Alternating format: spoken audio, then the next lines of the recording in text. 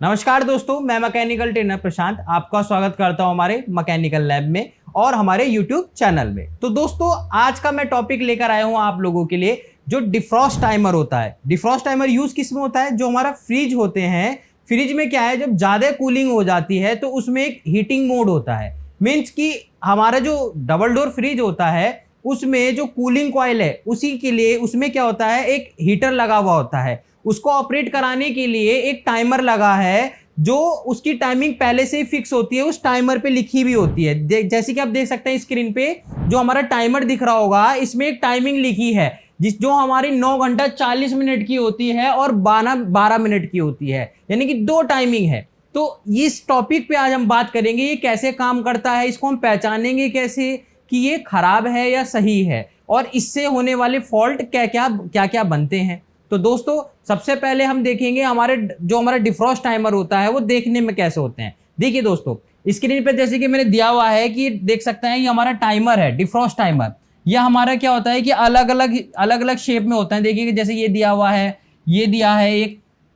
अधिकतर आपको फ्रिज में ऐसा टाइमर देखने के लिए मिलता है। ये हमारा क्या करता है, हीट जो कूलिंग मोड है और हीटिंग मोड है उसको क्या करता है, स्विच कराता है। तो उसका डायग्राम के थ्रू हम समझेंगे कि कैसे ये स्विच करता है। तो देखो देखिएगा दोस्तों, जैसे कि ये हमारा डिफ्रॉस्ट टाइमर, एक हमारा डिफ्रॉस्ट टाइमर ये है। तो ये इनकी टाइमिंग क्या है, सभी टाइमरों की अलग अलग टाइमिंग है। इसी के साथ साथ आप देख सकते हैं, इधर मैंने एक ये डायग्राम बनाया हुआ है जिसमें हमने देख सकते हैं कि कैसे इसमें सप्लाई कहाँ दी जाती है, जैसे कि लाइन, न्यूट्रल, और इसमें कूलिंग मोड कौन सा होता है, हीटिंग मोड कौन सा होता है। जैसे कि आप देख सकते हैं इस डायग्राम में मैंने बनाया है एक टर्मिनल 1, टर्मिनल 2, टर्मिनल 3, टर्मिनल 4। तो दोस्तों, ये बात आपको याद रखनी है, अगर हमारे डिफ्रॉस्ट टाइमर पे डिनोटिंग है आपके ये टर्मिनल, देखिएगा ऐसे आपको क्या है कि ऐसे टर्मिनल लिखे होंगे 1 2 3 4। तो याद रखिए, जो हमारा जो 1 होगा वो न्यूट्रल की सप्लाई का होगा, और जो 3 होगा वो हमारा लाइन इन की सप्लाई होगा। यानी कि इन दोनों को याद रखना है, लाइन और न्यूट्रल की सप्लाई आपका पहले नंबर और तीसरे नंबर पर जाता है। उसी के बाद हमारा एक सप्लाई देखिएगा T2 और T4। तो याद रखिए, जो कूलिंग मोड होता है यानी कि जिसपे कंप्रेसर चलता है, जो कंप्रेसर चलता है वो हमारा T4। यानी कि जब भी आप वायरिंग करते हैं कस्टमर के यहाँ जाकर, तो उसमें याद रखिए T4 जो है वो हमारा हमेशा कंप्रेसर की सप्लाई पर लगेगा, कंप्रेसर के कॉमन पर या कंप्रेसर के रनिंग पर। तो आप याद रखिए टर्मिनल 4 हमारा क्या है, कूलिंग मोड का। उसके बाद T2 क्या है, हीटिंग मोड। यानी कि इसमें एक क्या है, एक बायमेटल लगा होता है। बायमेटल का काम क्या होता है, वो टेम्परेचर के अकॉर्डिंग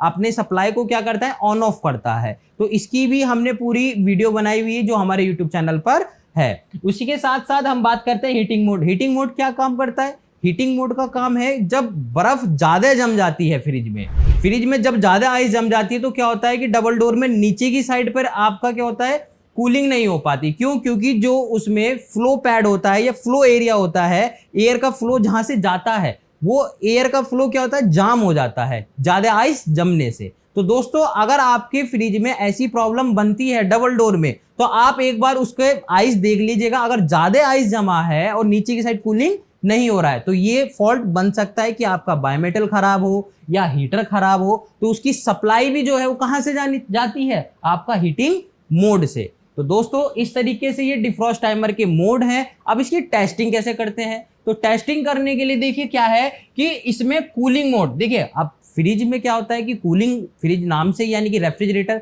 उसका काम क्या है, कूलिंग करने का। तो कूलिंग की होती है, उसका अधिकतर टाइम जो होता है वो कूलिंग का होता है, और कुछ मिनट का टाइम जो होता है यानी कि कम जो समय है वो हीटिंग का होता है। जैसे कि इसमें टाइमिंग लिखी है 9 hours 40 minutes, यानी कि 9 घंटा 40 मिनट तो इसमें कूलिंग चलेगा, और 12 मिनट जो है वो इसमें हीटिंग मोड चलता है। जैसे कि मैंने यहाँ बनाया हुआ एक डायग्राम, देखिए इसमें 3 नंबर से लाइन इन हो रहा है, इधर से लाइन इन हुआ और ये एक स्विच लगा हुआ है। तो इसमें क्या है, अभी सप्लाई जो चल रही है वो कूलिंग मोड पे चल रही है। तो जब आपका, अगर आपके पास मल्टीमीटर है तो मल्टीमीटर से आप चेक कर सकते हैं कि आपका टर्मिनल 3, और एक प्रोब रखेंगे टर्मिनल 3 पर, एक प्रोब रखेंगे टर्मिनल 4 पे, तो वो आपके अगर बीप कर रहे हैं तो वो कौन सा मोड होगा, कूलिंग मोड। और यदि अगर वो T2 से बीप कर रहा है तो वो होगा हमारा हीटिंग मोड। तो दोस्तों अब इसमें याद रखिएगा जो T3 और T4 है, अगर सप्लाई इस पे चलती है कितने मिनट, 9 घंटा 40 मिनट। अलग अलग टाइमर के अकॉर्डिंग अलग अलग आपका क्या होगा, जो ये टाइमर होता है अलग अलग हमारे टाइमिंग मेंशन होती है इन्हीं टाइमरों पर। देखिए अब क्या है कि जैसे कि आपका लॉन्ग समय तक क्या है कि आपका ये कूलिंग मोड चल रहा है, तो इसी के बीच में क्या है कि एक लगा हुआ है एक ये मोटर। अब मोटर क्या काम करता है, जैसे लाइन और न्यूट्रल की इस पे सप्लाई जाती है तो ये मूव होना शुरू हो जाता है। जब मूव होगा यानी घूमना शुरू करेगा तो इसमें टाइमिंग स्टार्ट हो जाती है। जैसे 9 घंटा 40 मिनट है तो 9 घंटा 40 मिनट पूरा प्रॉपर ये घूमेगा। घूमने के बाद ये सप्लाई कंप्लीट होके 12 मिनट के लिए हीटिंग मोड पे चली जाएगी, यानी कि 12 मिनट ही किस पे चलेगा, आपका हीटिंग मोड पे। उसके बाद आपका फिर दोबारा स्विच होगा, यानी कि ये स्विच इस पे आने के बाद यानी कि लाइन पहले इस पे आएगी फिर दोबारा बैक हो जाएगी किस पे, कूलिंग मोड पे। तो ये यही आपका क्या रहता है, प्रोसेस बना रहता है। कभी आपका कूलिंग मोड, लेकिन निश्चित टाइमिंग है बनी हुई 9 घंटा 40 मिनट, हीटिंग मोड 12 मिनट के लिए हीटिंग मोड। तो दोस्तों अगर आपको टेस्ट करना है किससे, मल्टीमीटर या आप सीरीज से इसे चेक कर सकते हैं। मल्टीमीटर से इसको चेक करना है तो मल्टीमीटर से चेक करने के लिए मल्टीमीटर को आप लेके आएंगे कंटिन्यूटी यानी बीप रेंज पे। बीप रेंज पर जब लाएंगे तो आप एक प्रोब क्या करेंगे, किसी को भी आप कॉमन मान लेंगे और कॉमन मानकर दो आपको ऐसे टर्मिनल देखना है जिसपे बीप हो रही हो। जब आपका देखेंगे कि आप दो टर्मिनल पे बीप हो रहा है तो यानी कि वो हमारा क्या है, वो उनमें से हो सकता है T2 या T3 या T4 या T3।